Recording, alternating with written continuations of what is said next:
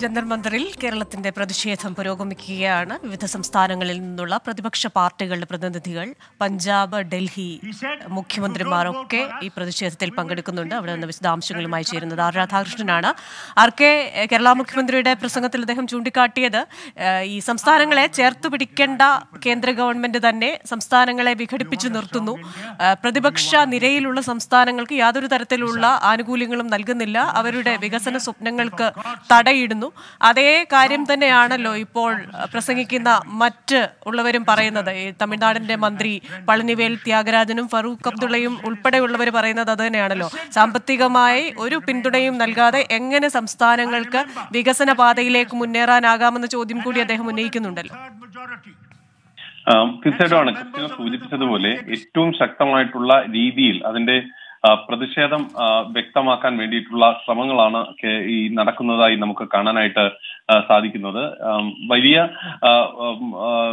രീതിയിലുള്ള പ്രചരണ പരിപാടികൾ ഇതിന്റെ ഭാഗമായിട്ട് നടത്തിയിരുന്നു. ദേശീയ തലത്തിൽ തന്നെ വലിയ ശ്രദ്ധ ഈ സമരത്തിന് ലഭിക്കുന്ന ഒരു കാഴ്ചയും ഇതിന്റെ ഫലമായിട്ടുണ്ട്. ഇതിൽ മുഖ്യമന്ത്രി പറഞ്ഞ കാര്യങ്ങൾ വളരെ പ്രധാനപ്പെട്ടത് എന്ന രീതിയിൽ ഈ ഇന്ത്യ മുന്നണി അതിന്റെ രൂപീകരണ ഘട്ടം മുതൽ തന്നെ ഉന്നയിക്കുന്ന ആക്ഷേപങ്ങളാണ്. അതിൽ ഏറ്റവും പ്രധാനപ്പെട്ടത് തങ്ങളുടെ രാഷ്ട്രീയ വരുതിയിൽ നിൽക്കാത്ത ആ സംസ്ഥാനങ്ങളെ രാഷ്ട്രീയമായി മാത്രമല്ല നിയമപരമായും ഒപ്പം സാമ്പത്തികമായിട്ടും ഒറ്റപ്പെടുത്താനായിട്ട് ശ്രമിക്കുന്നുണ്ട് എന്ന ഒരു രാഷ്ട്രീയ സന്ദേശമാണ് ഈ സമരം നൽകുന്നത്. ഫെഡറലിസത്തിന് എതിരായിട്ടുള്ള കേന്ദ്ര സർക്കാരിന്റെ നീക്കങ്ങളെയാണ് ഈ സമരം വിമർശിക്കുന്നത്. ഇതിൽ നമുക്ക് കാണാനായിട്ട് സാധിക്കും, കേന്ദ്ര ഏജൻസികൾ നടത്തുന്ന നടപടികൾക്ക് എതിരായിട്ട് പ്രതിപക്ഷ ഐക്യം പാർലമെന്റിലെ പല ഘട്ടങ്ങളിലും ഒരുമിച്ച് നിൽക്കുന്ന ഒരു സാഹചര്യം ഉണ്ട്. എന്നാൽ ഈ സംസ്ഥാനങ്ങളുടെ സാമ്പത്തികമായിട്ടുള്ള വിഷയങ്ങളുമായി ബന്ധപ്പെട്ടിട്ടുള്ള കാര്യങ്ങളിൽ അങ്ങനെ ഒരു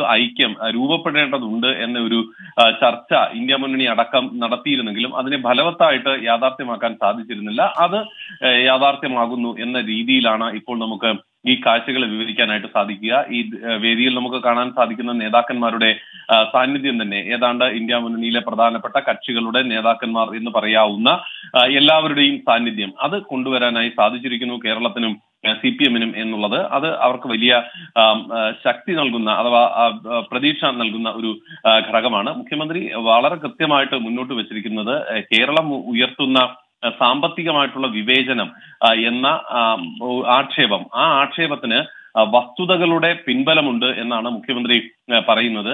സാമ്പത്തിക ശാസ്ത്രത്തിന് നിരക്കാത്ത രീതിയിലുള്ള സമീപനം സംസ്ഥാനത്തോട് സ്വീകരിക്കുന്നു എന്ന ആക്ഷേപം അദ്ദേഹം മുന്നോട്ട് വയ്ക്കുന്നു. ഒരു ഉപരോധത്തിന്റെ സ്വഭാവത്തിലാണ് കേന്ദ്രം കേരളത്തിന് വിഹിത വിനിയോഗത്തിന്റെ കാര്യത്തിൽ ഇടപെടൽ നടത്തുന്നത് എന്നുള്ളതാണ്. ഇത് ഒരിക്കലും ജനാധിപത്യത്തിൽ ഭൂഷണമല്ല.